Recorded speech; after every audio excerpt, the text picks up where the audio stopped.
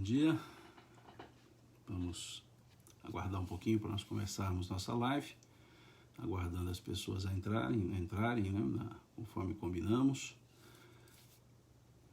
Só aguardar um pouquinho que o pessoal vai entrando e nós vamos nos organizando aqui, ok?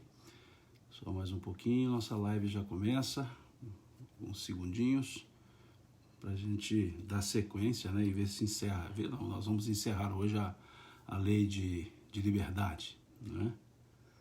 Vamos lá, só aguardar um pouquinho, o pessoal entrando aqui, tanto no Face quanto no Instagram. Vamos aguardar um pouquinho aqui, ok? Manhã de domingo, né? Tranquila, acho eu. Né? Vamos lá, só aguardar um pouquinho e a gente já inicia, tá? Mais um segundinho só, nós vamos seguir hoje, terminando aqui as questões, né, da lei de liberdade. Então, creio que essa 1 hora a gente consiga terminar, né? Ok? Mais um segundinho só, a gente já começa. Bom dia a todos, bom dia. Né? Sejam todos bem-vindos, todas bem-vindas. É uma alegria a gente estar aqui, né, mais uma vez e contar com a presença de vocês, né, aqui nessa live. É muito agradável, né? Para mim, né? Receber vocês. Vamos lá, né? Hoje, eu disse ontem, tem uma certa maratona, né?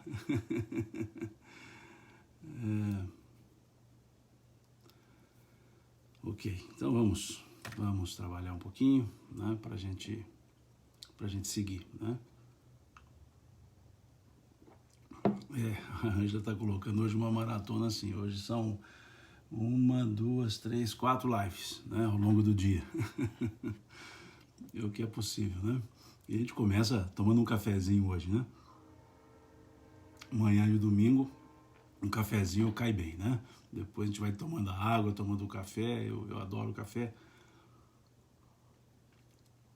E moro numa cidade que a economia toda depende da produção de café, né? É um município de produção cafeeira, então café para nós aqui é o dia a dia. Então vamos lá, trabalhar um pouquinho, né? Ontem nós conversamos sobre as questões da fatalidade, né? Eu disse que ficariam 2 questões para nós trabalharmos hoje e seguiremos, né, com o restante.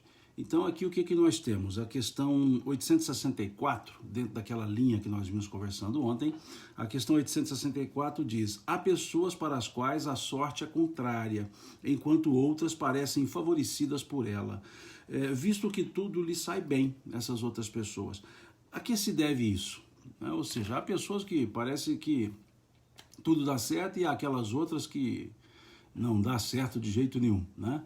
Então, é uma pergunta dentro daquilo que nós já vimos conversando ontem, que Kardec propõe, né? A que se atribui isso, né? Então, aqui, dizem os Espíritos, quase sempre é porque essas pessoas sabem conduzir-se melhor na vida, mas também pode ser um gênero de provas. O sucesso as embriaga, confiam em seu destino e muitas vezes pagam mais tarde esse sucesso, mediante reveses cruéis que poderiam ser evitados com prudência. Legal. Bem interessante a resposta, né? Porque aqui essa resposta nos traz 2 vieses. Nos traz um viés que é a ideia da prova, ou seja, pode fazer parte do gênero de provas, e um outro viés que é o aspecto que diz que as pessoas sabem conduzir-se melhor. Muitas vezes as pessoas tributam a, aspas, sorte às desditas da vida. E boa parte dessas podem ser por imprevidência, pode ser por mau uso das condições, pode ser por abuso. Então nem sempre nós levaremos a conta da encarnação passada problemas que nós vivenciamos nessa. Pessoas que não têm assim um objetivo, pessoas que são pródigas nos gastos. Então, não é necessariamente um campo provacional de uma programação encarnatória. É uma questão mais de atitude no sentido de não saber se conduzir bem. Ou seja, imprevidência, não ter a previdência para essas questões. Mas também há aquelas que a característica vem ou advém das provas escolhidas. Né? São provas que foram escolhidas e, nesse sentido, então, as pessoas têm esses aparentes reveses, do ponto de vista material e, voltando, né, do ponto de vista das atitudes morais, é sempre um livre-arbítrio, é sempre uma escolha, melhor dizendo. Né? Então, a ideia da questão ela fica muito clara, que nós pensemos o seguinte: muitas coisas são provas que nós estabelecemos, que nós escolhemos no ato encarnatório, mas boa parte podem ser por atitudes, por escolhas que nós fizemos nessa encarnação. E escolhas essas que mudam os rumos. Né? Então não tributemos somente a questão das provas, tributemos também a questão da nossa própria imprevidência, da nossa própria atitude na encarnação. E é isso que os Espíritos respondem aqui, justamente começando por esse prisma. Veja, é quase sempre porque essas pessoas sabem conduzir-se melhor, mas também pode ser um gênero de provas. Então vejam que até na resposta eles deixam a ideia de encarnação anterior para um plano por exclusão, né? Ou seja, por exclusão pode ser uma prova, mas grande parte das vezes são atitudes na própria encarnação.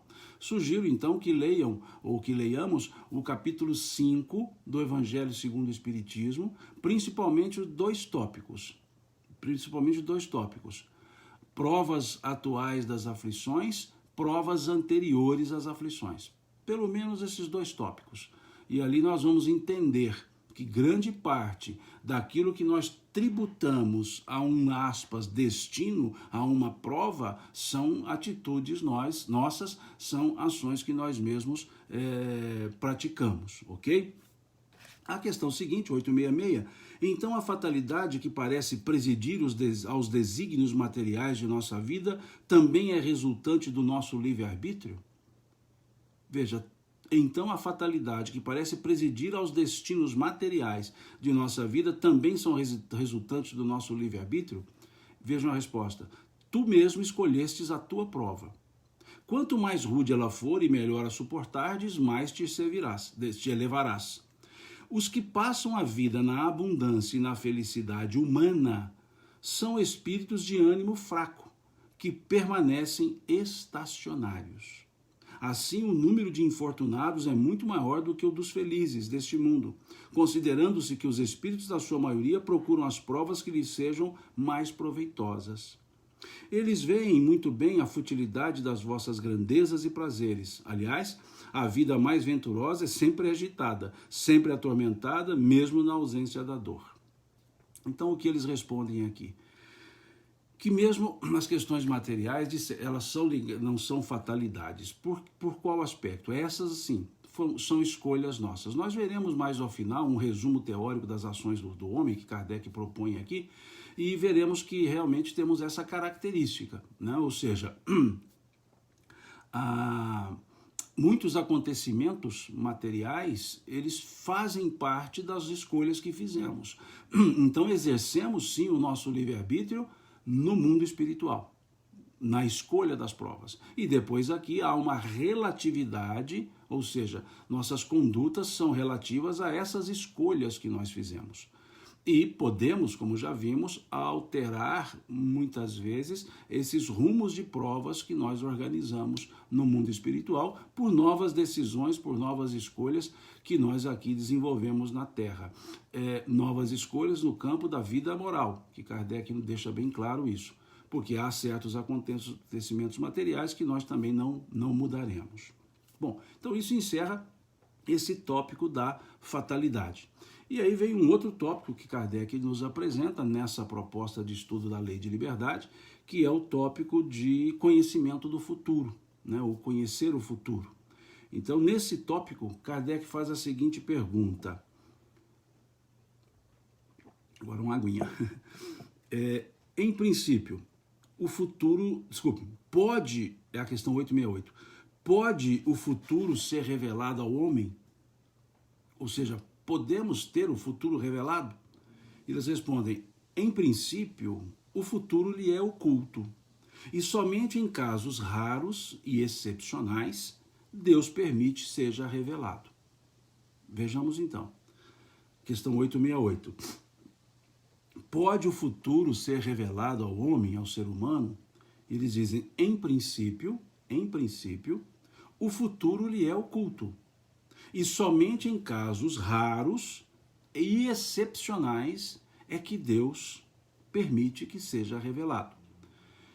Na questão seguinte, diz, com que objetivo o futuro é ocultado ao homem? Nós vamos analisar as duas. Com que objetivo o futuro é ocultado ao homem? E eles respondem, se o homem conhecesse o futuro, negligenciaria o presente e não agiria com a mesma liberdade, porque seria dominado pela ideia de que, se uma coisa tem que acontecer, nada adianta ocupar-se com ela, ou então teria que impedir que acontecesse. Deus não quis que assim fosse, a fim de que cada um concorra para a realização das coisas, até que daquelas a que desejaria opor-se. Assim é que muitas vezes, e sem desconfiares, tu mesmo preparas os acontecimentos que sobrevirão no curso da tua vida. Então vamos lá a essas duas perguntas. O desconhecimento do futuro. Aqui fica claro que a regra é não conhecermos o futuro, mas há situações excepcionais, casos raros, conforme vê a 868, em que isso é permitido. E depois na 869 perguntou-se justamente com que finalidade Deus esconde esse futuro, ou seja, não podemos acessar. E aí eles explicam que se nós soubéssemos de antemão o que vai acontecer, duas atitudes nós teríamos. Nós teríamos a atitude de negligenciar quaisquer ações para mudar o rumo, porque entenderíamos que são coisas fadadas, ou teríamos a atitude de rebelar e tentar mudar aquilo que seria importante para a nossa existência. Se eu prevejo que algo difícil pode acontecer, é porque é algo necessário, há as minhas provas, eu posso tentar mudar. Ou posso, um processo, por uma atitude de amoletamento, deixar quieto. Em que sentido? Deixa quieto, porque já que tem que acontecer, vai acontecer. Então, isso tiraria de nós a ação, a atitude, o agir. Tiraria de nós a responsabilidade. Mesmo que esse futuro tenha sido e foi programado por nós. Então, esse acessar, de certa forma, ele nos tiraria a ação pessoal. Mas por que há pessoas que conseguem acessar? E até mesmo nós mesmos, em ações pré-cognitivas, muitas vezes oníricas, né, pelo sono, pelos sonhos. Sim, é possível acessar. Por que muitos dizem assim, Simão, eu não acredito muito nisso, por que só prevê em coisas complicadas, só prevê em coisas grandes? Prevê que vai morrer, prevê que vai ter uma doença grave e não fica prevendo que vai ter um resfriadozinho, que vai machucar a unha? Por que só tem premonições de coisas grandes? Essa resposta é muito simples, é muito tranquila. Basta olhar a questão 258 e 259 do Livro dos Espíritos. Por quê? Porque lá diz que somente as grandes coisas, os grandes acontecimentos são por nós programados. Vejam, por que só se acessa as grandes coisas? Porque são essas que foram programadas. As coisas comezinhas, esses tropeções do dia a dia, os machucadinhos do dia a dia, os resfriadozinhos do dia a dia, não estão na programação reencarnatória. Se não estão na programação, é fruto da nossa liberdade de ação aqui encarnados, não estarão acessíveis. E o que estão nas nossas programações reencarnatórias? Os grandes acontecimentos, as grandes causas. As alegrias extremas, as satisfações extremas, as tristezas extremas, as doenças extremas, o desencarne. Então é por isso que as precognições só acessam esse tipo de informação, porque só esse tipo de informação é acessível. É só esse tipo de informação que se pode acessar, porque só essa informação existe, as outras não. Então perceberam que não é uma previsão do futuro no sentido de destino, é uma previsão no futuro de acesso. por ter acesso às programações. E há pessoas que têm essa faculdade de, intuitivamente, acessar essas programações encarnatórias de outras pessoas. E aí, aspas, preveem o futuro. É como diz a Ana, o trivial corre por nossa conta, exatamente. Então, quando alguém diz assim, por que não prevê que eu vou machucar a ponta do dedo? Porque não está programado, não fez parte da programação reencarnatória. O restante fez. As questões maiores, as questões, por assim dizer, significativas, sim. Então, por isso as pessoas acessam. E, nesse caso, podem, ou nós mesmos podemos, por intuição, que nós podemos chamar precognição, acessar essas informações. Então vejam que é tranquilo quando as pessoas fazem essa ponderação, né? Agora, a necessidade disso, mais um cafezinho, né, para amanhã de domingo, um cafezinho sempre vai bem, né? Hoje eu estou alternando aqui a água e o café, né? Porque pela manhã eu adoro um café, principalmente pela manhã. Então vamos seguir. Por isso que saber o futuro não é interessante, porque tiraria de nós essa liberdade aparente de ação. Tiraria de nós a responsabilidade pelos nossos atos. Tiraria de nós o mérito das nossas ações. Então, por isso é importante que nós pensemos nesse aspecto.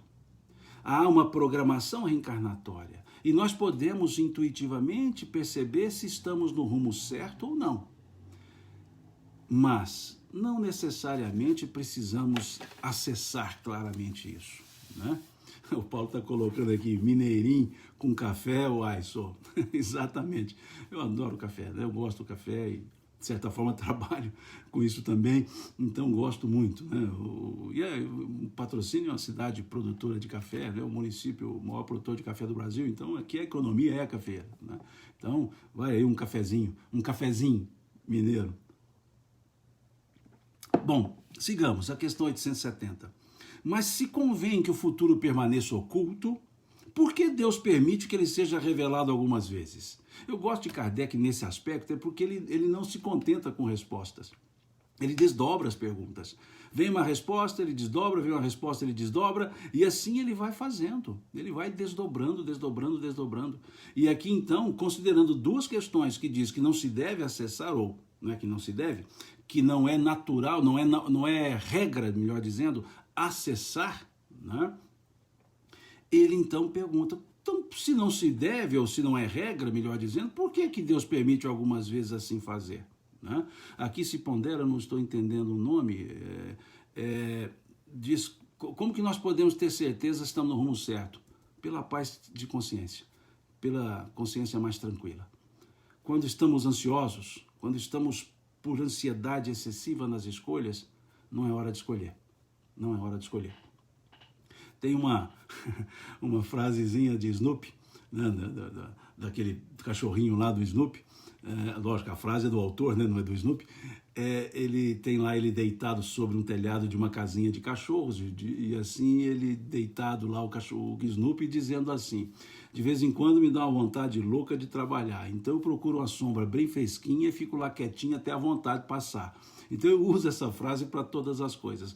Todas as vezes que nós estivermos ansiosos por quaisquer deliberações, todas as vezes, procuremos uma sombra bem fresquinha e fiquemos lá quietinho até a ansiedade passar, para depois nós sairmos e resolvermos. Não se resolve nada no auge da alegria, no auge da tristeza, no auge da ansiedade.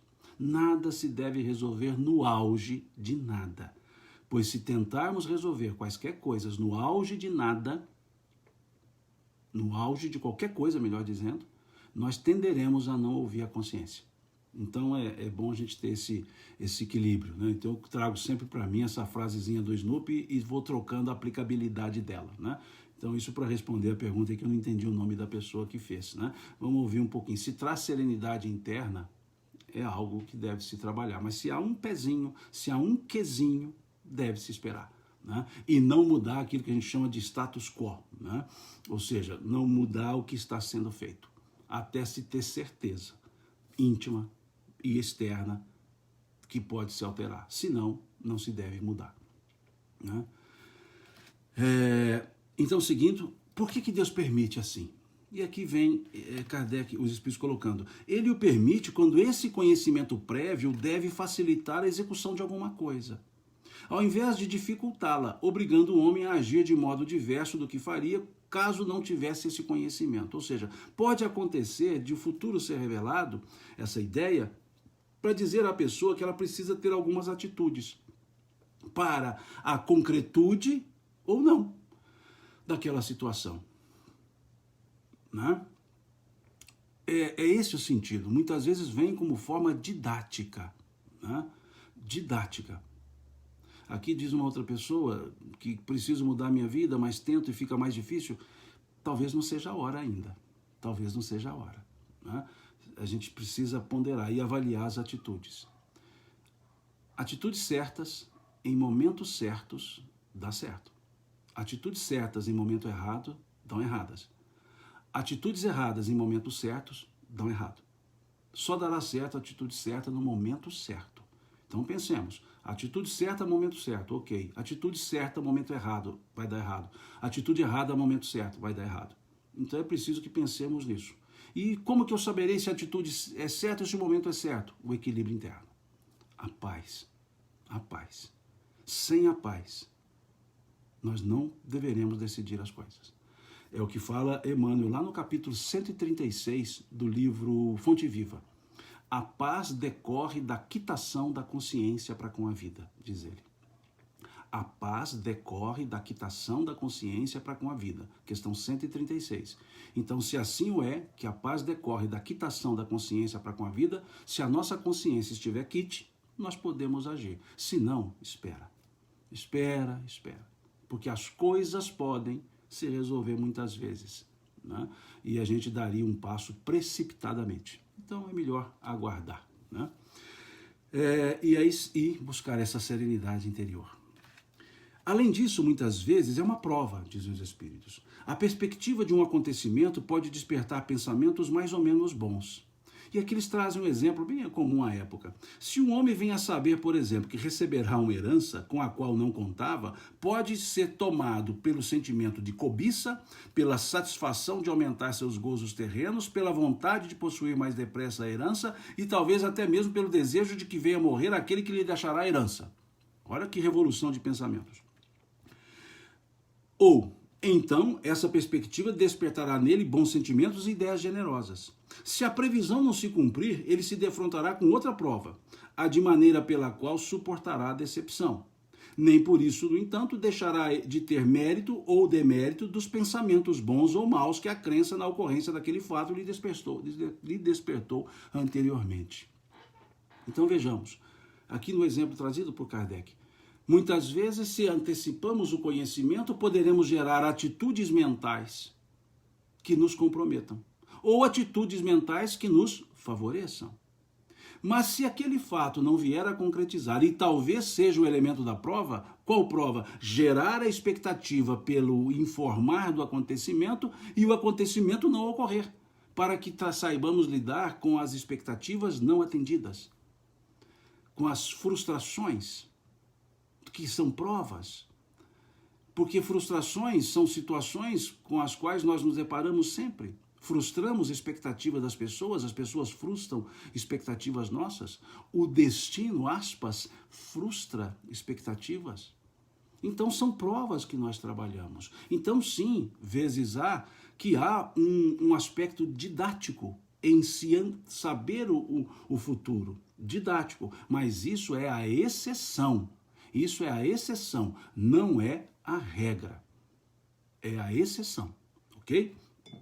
E agora é a aguinha. E depois o cafezinho. Vamos lá então, a questão 871. Visto que Deus sabe tudo, também deve saber se o homem sucumbirá ou não em determinada prova. Assim sendo, qual a necessidade dessa prova, uma vez que nada acontecerá ao que Deus já sabe a respeito dos homens? Essa pergunta é legal, é muito interessante, porque ela também nos leva a uma outra pergunta frequente que se faz com relação à prece. Porque Deus é onisciente, não há dúvida. Deus é onisciente. O que é onisciente? Sabe de tudo. Se Deus sabe de tudo, muitas vezes as pessoas falam, do que adianta eu ficar pedindo para Ele as coisas se Ele sabe que eu vou precisar? Ou se Ele sabe o que vai acontecer, melhor dizendo. Aqui é a mesma coisa. Por que há uma previsão do futuro? Por que organizamos? Que vantagem tem isso para Deus? Eu acho interessante a pergunta, porque vantagem nenhuma. Deus não está se ocupando com isso. A questão não é Deus, a questão somos nós. Vejamos a resposta dos Espíritos. Isso equivale a perguntar por que Deus não criou o homem perfeito e acabado. Por que o homem passa pela infância antes de chegar à fase adulta? A prova, vejamos aqui, a prova não tem por fim esclarecer a Deus sobre o mérito do homem, pois Deus sabe perfeitamente o que ele vale, mas dar ao homem toda a responsabilidade de sua ação, já que tem a liberdade de fazer ou não fazer. Vejam, já que tem a liberdade de fazer ou não fazer. Podendo o homem escolher entre o bem e o mal, a prova tem por efeito instigá-lo à luta contra a tentação do mal, deixando-lhe todo o mérito da resistência. E embora Deus saiba previamente se o homem vencerá ou não, ele não pode, em sua justiça, nem puni-lo e nem recompensá-lo por um ato ainda não praticado. A questão não é Deus saber, a questão somos nós. Essa questão de onisciência, ela é de Deus, ela não é nossa. Então as provas são nossas, são para nosso crescimento, nosso fortalecimento, nosso amadurecimento, e não para Deus. Aí é que entra um outro aspecto, inclusive. Né? Deus que sabe tudo, ele não nos pune, ele não nos perdoa, ele nos dá a oportunidade de nós nos resolvermos. Por quê? Porque se ele sabe que nós vamos cometer um erro e não nos impede, seria omissão da parte dele. Se ele sabe que vamos fazer um erro, e aqueles que ainda têm a ideia de um predestinado, ele sabe que vamos fazer um erro, que vamos cometer um erro, melhor dizendo, ele nos instiga a isso e depois nos pune? Que Deus é esse? Então não é essa a questão, Deus sabe. Mas veja, ele criou-nos simples e ignorantes, questão 115 do Livro dos Espíritos, questão 133 do Livro dos Espíritos. Criou-nos simples e ignorantes. E tanto sabe, que a questão 116 deixa isso muito claro. O determinismo único é a evolução. Ele sabe que nós evoluiremos. Ele sabe das idas e vindas. Ele sabe das trombadas que nós daremos. Mas nós não sabemos. Esse é o aspecto. Nós não sabemos. E nós é que vamos desenvolvendo-nos. Nós é que vamos trabalhando com isso. Então tudo isso é para nós. É para o nosso processo, não para Deus. Porque ele poderia, se quisesse, por que não criar tudo pronto? E se a gente fizer uma viagem aqui mental, Deus, de certa forma, já sabe que nos criou perfeito. Em que sentido? Ele sabe que todos evoluiremos. Se ele sabe que todos evoluiremos, ele já parte do princípio que todos já estamos evoluídos. Porque tempo e espaço é aqui conosco. Deus, sendo eterno, para ele não tem tempo. Ele pode dizer assim, o que será já foi e o que o foi será. Ele pode dizer isso, essas frases doidas, psicodélicas. Desculpa a minha linguagem dos anos 70. Né? Afinal de contas, eu sou dos anos 60. Então, essa linguagem psicodélica ela é dos anos 70. Ele pode ter essas doideiras de linguagem psicodélica? Pode, porque ele é eterno, ele não trabalha com tempo e espaço. Um ser eterno não tem limitação de espaço, não tem quantidade de tempo. Então, posso dizer na visão divina, como se fosse assim, Deus dizendo, o que será já foi, e o que foi será. Para ele não tem esse trânsito, não existe passado, presente e futuro. Para um ser que é eterno, um ser que não teve começo e não terá fim, ele é eterno. Então, o que são tempo e espaço para a eternidade? É esse ponto. Sim, foi superado esse conceito de punição. A Tatiane coloca aqui, diz, de fato, foi superado. Não há Deus punir. Deus não é um juiz. Na linguagem do Cristo, Deus, Abá, papai, Deus é amoroso. Deus é amoroso. Né? É esse ponto. Aqui está dizendo que eu me acho muito velhinho quando eu falo essas coisas. Não, não é que eu me acho, não, eu tenho certeza. O tempo já correu a meu favor, eu estou encarnado. Então, num caso encarnado, a gente tem tempo, sim. Né? Mas no caso de Deus, não. E eu gosto de pensar dessa forma. Eu gosto de pensar nessa ideia de uma atemporalidade. Algo sem tempo. Imagina se fosse assim, se nós transitássemos no passado, no presente, no futuro, sem esse espaço, sem esse cartesianismo, né, de isso. Acho legal pensar assim. Eu fico imaginando Deus eterno, né, pensando desse jeito, sentindo desse jeito. Né? Ele olha o passado e fala, isso é presente. Ele olha o presente e fala, isso é o futuro. Depois olha o futuro e fala, isso é passado. Essa psicodelice. É esse o aspecto, né? Esse aspecto bem legal. Então é isso que está aqui nessa questão. Essa questão nos permite fazer esses devaneios, né? Na eternidade de Deus, ele nos olha já perfeitos, porque ele sabe que é determinismo isso. Agora, na temporalidade nossa, nós somos perfectíveis. Ainda estamos em processo de aperfeiçoamento. É muito legal isso. Então, nesse caso, a prova não é para Deus. Deus não se prova. A prova é para nós. Porque Deus fez de um jeito ou de outro? É para nós. Serve para nós. Só para nós. Só para nós. Né?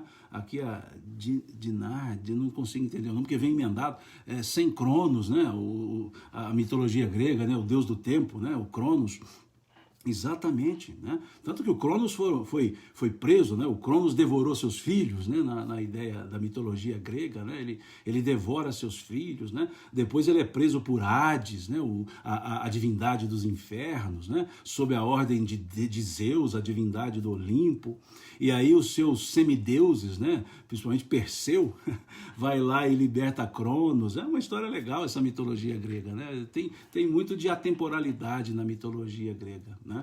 Então, desculpa eu fazer esses devaneios todos isso, mas é porque é legal estar aqui dentro da questão, né? Quando sempre quando eu penso assim, pedindo Deus para prestar contas, né? Mas por que você faz isso? Por que o senhor vai? Eu fico pensando nisso. Para ele não tem isso. Ele já sabe, né? Ou seja, o que eu penso em fazer, o que eu pensar em fazer, Deus já põe no passado, feito. Por quê? Porque ele já sabe se foi feito ou não foi feito. Mas nós não sabemos. Então, para nós, essa pergunta ela é muito importante. É muito importante. A prova não tem por fim esclarecer a Deus sobre o mérito do homem, pois Deus sabe perfeitamente o que ele vale, mas sim dar ao homem toda a responsabilidade de sua ação, já que tem a liberdade de fazer ou não fazer. Ponto. É esse o motivo. Da mesma coisa as preces. Do que adianta fazer prece, muitos dizem, se Deus já sabe se eu vou receber ou não? Mas nós não sabemos. E quando pedimos a Deus, Ele sabe do que nós necessitamos. Muitos dizem, aliás, está no Livro dos Espíritos, é uma das perguntas, pondera justamente isso. O que adianta pedir se Ele já sabe o que nós precisamos? E Jesus havia dito, meu Pai bem sabe do que precisais antes mesmo de vou-lo pedir. Mas o pedir para alguém que já sabe se necessitamos ou não, que poderia nos dar antes de pedirmos, o pedir é o ato da humildade, é o ato do reconhecimento de um ser maior. É o ato de um reconhecimento de que Ele vela por nós, pelas suas leis. Então, quando assim fazemos, é para nós, não é para Deus. É para nós, ok? A Sandra coloca aqui no Viver Melhor, ela fala meu livro, eu nem lembro que é meu, mas esse livro eu faço esse raciocínio sim, eu não me lembro lá que capítulo, sinceramente não me lembro, tem um momento que eu falo sobre essa questão também existencial, né? Aqui então prevalece nessa questão a lei de causa e efeito, né? Ou seja, sempre nós teremos efeitos, porque sempre geraremos causas. Ponto. E aí Kardec, então, encerra o tópico, encerra o capítulo, com um resumo teórico das ações do homem. É a questão 872, que não é uma pergunta. É Kardec apresentando um resumo teórico das ações do homem, que nós não vamos lê-lo, né? Esse resumo, são 4, 5 páginas, né? Mas eu deixei alguns pontos grifados aqui. No primeiro parágrafo, assim, o livre-arbítrio existe na escolha da existência das provas que o espírito elegeu no estado de erraticidade e na condição de encarnado, na faculdade de ceder ou de resistir aos arrastamentos a que todos voluntariamente nos expomos, ok? Então fica claro aqui, o livre-arbítrio sempre existirá e o exerceremos na erraticidade. Uma vez exercido na erraticidade pelas escolhas das provas, estamos aqui então sujeitos ao exercício das provas, podendo alterá-las ou não. Livre-arbítrio absoluto, escolha espiritual. Livre-arbítrio relativo, encarnado. Tranquilo. Depois, no segundo parágrafo, eu grifei a frase: se cede à influência da matéria, é porque sucumbe nas provas que ele mesmo escolheu. Para ajudar a superá-las, pode invocar a assistência de Deus e dos bons espíritos. Em outras palavras, rezar, orar, rezar, né? Vejam aqui essa frase, então. Opa, escapou uma aguinha aqui para onde não devia. Diz assim: se cede à influência da matéria porque sucumbe nas provas que ele mesmo escolheu. Então nós escolhemos um gênero. E aí vem aquela frase de Jesus: meu Pai não coloca fardos pesados em ombros fracos. Então, por que os fardos não são pesados? Porque foram escolhas nossas. As nossas escolhas são diretamente proporcionais às nossas forças. Por isso eles usam o verbo sucumbir, ou ceder. Se cede à influência da matéria é porque sucumbe nas provas que ele mesmo escolheu. Para o ajudar a superá-las, pode invocar a assistência de Deus e dos bons espíritos. Ou seja, naquele momento mais difícil, teve uma pessoa que colocou, mas como é que eu faço para escolher? Dá uma rezadazinha, mineiramente falando, dá uma rezadinha, dá aquela parada e eleva o pensamento a Deus. Me dá força, Deus. Me dá discernimento. Me dá equilíbrio. Me ajuda internamente. Me ajuda a construir essa paz. É esse o aspecto. Eleva-se. Se quer fazer o aspecto de meditação, medita. Aos que dizem que na oração nós falamos com Deus, na meditação Deus fala conosco, legal. Mas na oração também Ele fala conosco. Ele fala através de respostas materiais, físicas. Respostas fortalecendo nossas vontades, nossos sentimentos. Respostas trazendo ajudas outras externas. Então, nesses momentos, se estamos em dúvida, ansiosos, angustiados, elevemos o pensamento a Deus. Pensemos em Deus. Aproximemo-nos de Deus. Peçamos a Ele para nos dar a serenidade para as corretas escolhas, para nos dar a inspiração para as corretas escolhas. E Ele vai nos ajudar. Vai sim. Então, se cede à influência da matéria porque sucumbe nas provas que Ele mesmo escolheu. Mas para ajudar o homem a superá-las, pode o homem invocar a assistência de Deus e dos bons espíritos. Sempre temos aquele benfeitor espiritual conosco, dando-nos uns toquezinhos. E aí, seguindo, no outro parágrafo, pinço mais 2 outras frases, dizendo da fatalidade. Se fosse esta a ordem das coisas, ou seja, a fatalidade, o homem seria qual máquina, sem vontade própria. Para que lhe serviria a inteligência, já que seria invariavelmente dominada em todos os seus atos pela força do destino. Então seria uma incongruência sermos inteligentes? A inteligência que nós temos, esse ser inteligentes que nós somos, seria incongruência? Do que adianta ter toda a inteligência se eu estarei sempre sob as forças do destino? Então não adianta nada pensar, nada arquitetar, nada organizar, nada fazer, nada a tentar mudar, ou seja, então para que temos a inteligência? Se é para sucumbirmos sempre a, aspas, forças do destino? Não, não há essa fatalidade nesse sentido. Seria, a Ana diz muito bem aqui, ela nos fala bem, seria um desestímulo ao progresso? Muito bem colocado, sim, seria um desestímulo ao progresso. Então é esse ponto que nós precisamos avaliar. E aí segue Kardec, tal lei seria, além disso, a negação da lei do progresso, considerando-se que o homem, por esperar tudo da sorte, não teria fazer coisa alguma para melhorar a sua posição, visto que não conseguiria ser melhor nem pior. Veja como Kardec resume isso. Se a fatalidade fosse assim, negaria a própria lei do progresso. Porque não seria fruto das nossas ações, seria apenas um determinismo da fatalidade. Então, diz ele aqui, né, nada faríamos para melhorar ou piorar nossas situações. Então, Kardec vai refutando essa tese. Lógico, já explicamos bem qual o sentido que se deve dar à palavra fatalidade. Já explicamos. Né?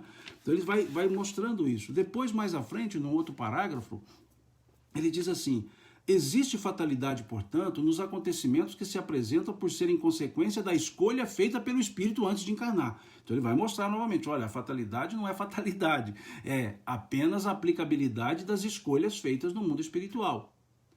Aí, porém, ele ressalva aqui, como já disseram os espíritos, nunca há fatalidade nos atos da vida moral, ou seja, aquilo que depende de escolha nossa, pensemos muito nisso, muito. Aquilo que depende de escolha nossa, não existe fatalidade, existe consequência da escolha.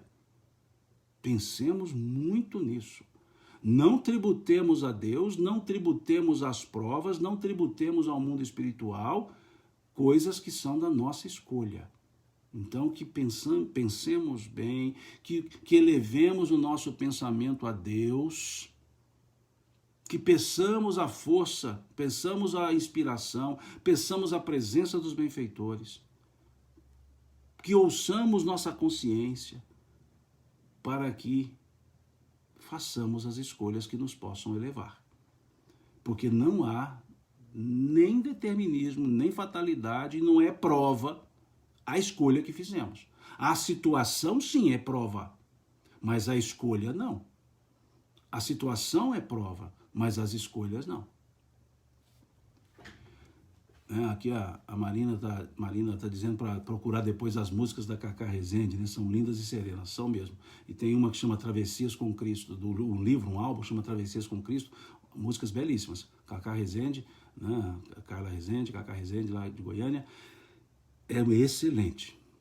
As letras e músicas são excelentes. Eu sugiro, sim, esse álbum que ela cita aqui, que Travessias com Cristo, traz essas ideias que nós estamos falando aqui. Muito legais as letras, muito mesmo. E ela canta divinamente, né? Muito bom mesmo, uma grande amiga. E depois segue Kardec aqui. A doutrina espírita, evidentemente, é muito mais moral. Ela admite no homem o livre-arbítrio em toda a sua plenitude. Tudo é responsabilidade das nossas escolhas. Tudo é responsabilidade das nossas escolhas. Vamos ficar sempre com isso na cabeça. Tudo é consequência das nossas escolhas. Assim, de acordo com a doutrina espírita, não há arrastamento irresistível. Ou seja, isso nos leva à questão 645 do Livro dos Espíritos. Sugiro que deem uma olhada lá, deem uma lida na questão 645 do Livro dos Espíritos. Mas aqui Kardec deixa, assim, de acordo com a doutrina espírita, não há arrastamento irresistível. Nada é irresistível. Nada. Nós podemos resistir, desde que tenhamos muito claro os nossos objetivos e aquilo que de fato é o melhor. O de fato é o melhor. Quando? Deixe o tempo. Né? Deixe o tempo. Não há um deadline. Deixe o tempo. Né? E segue aqui, Kardec. A vida corporal foi dada ao homem para purgar suas imperfeições, mediante as provas a que é submetido. E são justamente essas imperfeições que o tornam mais fraco e mais acessível às sugestões de outros espíritos imperfeitos, que delas se aproveitam para tentar fazê-lo sucumbir na luta em que se empenhou.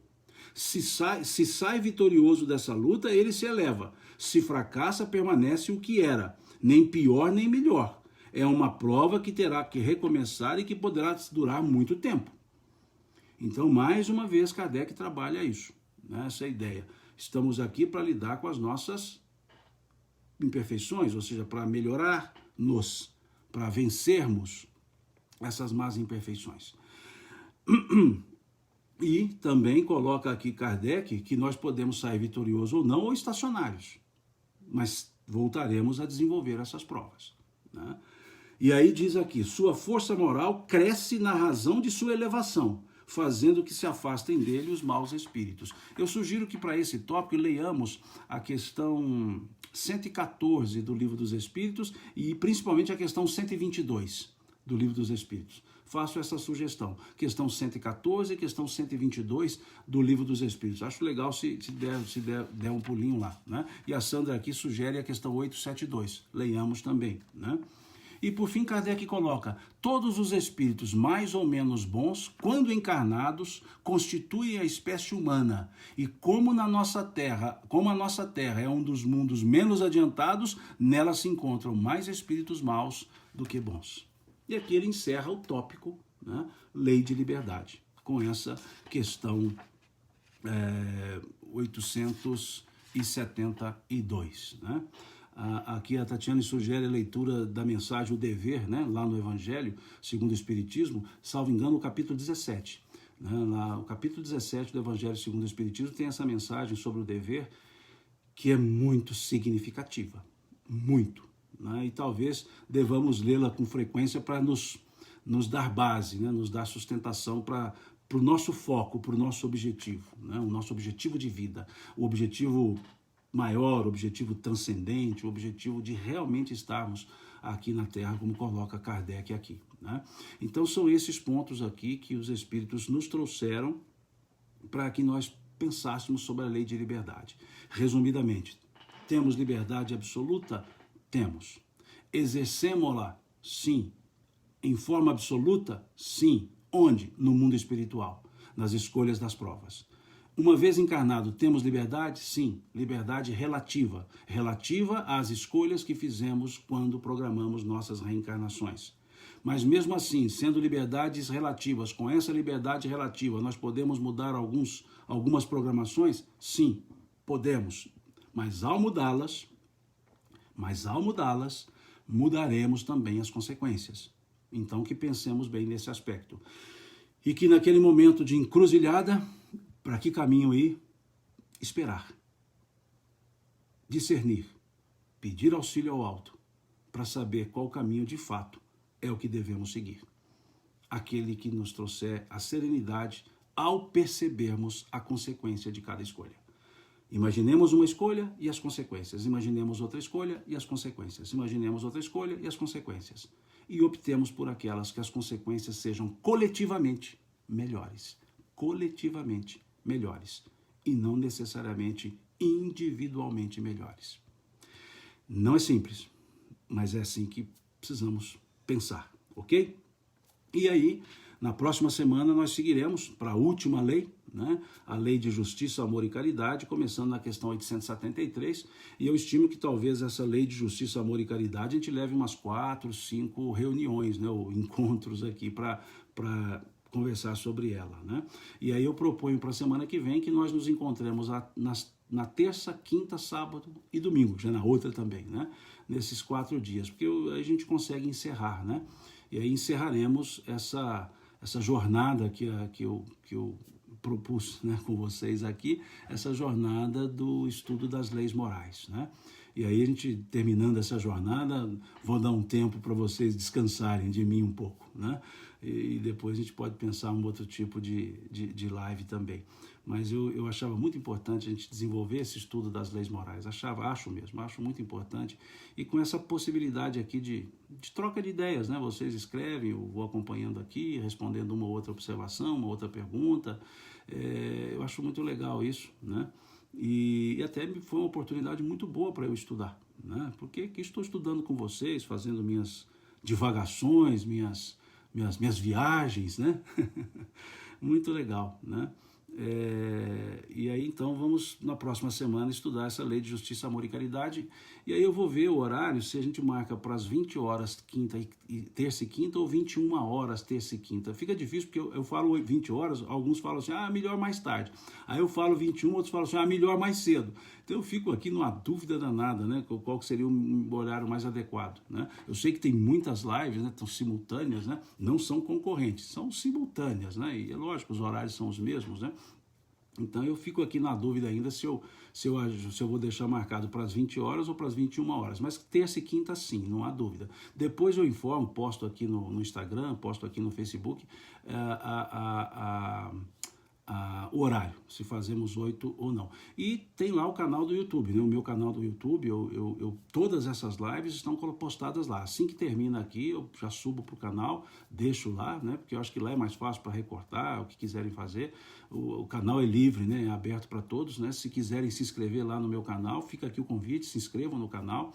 Vez outra tem outras palestras lá que não fazem parte da nossa live, né? O pessoal me manda, eu subo para o YouTube. Então lá tem mais coisas do que só as lives, né? Então fica aqui o convite, né? Se vocês quiserem seguir, quiserem mais essa expiação, né? É seguir meu canal do YouTube, Simão Pedro de Lima, né? Com prazer recebo todos vocês lá para seguir o canal, né? E como o pessoal gosta de dizer, eu acho estranho isso, mas vai lá, acessa o canal, se inscreva, dê o like, né? Toque o sininho, acenda o sininho, tá? Fique à vontade, meu canal é livre, né? Fique à vontade lá. Lá tem algumas palestras, outras que não são aqui da live, tem alguns comentários curtos e assim vai, né? Eu ainda não consegui fazer ao vivo lá, eu apanho um pouquinho na hora de salvar lá, né? Então eu prefiro fazer aqui, depois eu salvo lá, tá certo? E, como eu disse, hoje temos uma jornadazinha um pouco maior, né? Agora ao meio-dia, horário daqui do Brasil, vou estar com o pessoal de Atlanta, né? 11 horas, horário de lá, né? A convite da Chiquinha, uma amiga muito querida lá de Atlanta. Então nós vamos conversar um pouquinho sobre a solicitude, a ansiosa solicitude pela vida, é o tema, né? Às 18 horas vou estar com o pessoal de Cabo Frio, né? Também muito legal. O tema é o verbo se fez carne. E às 20 horas vou estar com o pessoal lá de Três Pontas, do sul de Minas, com o tema Jesus e a Humanidade Atual. Então hoje ainda tenho mais 3 estudos a serem feitos, né? Aproveitar bem o dia. E fica aqui o convite, eu coloquei aqui na minha página do Instagram, coloquei na minha página do Facebook os convites para essas duas lives aqui de Cabo Frio e de Três Pontas, lá do sul de Minas. E eu vou colocar daqui a pouco a de Atlanta, né? Se alguém quiser entrar, o canal está lá, acho que pela Rádio Fraternidade também, Web Rádio Fraternidade. Então fica aí o convite, se quiserem ter um domingo expiatório, tá aí o convite, né? Para a gente continuar na sequência do dia, tá certo?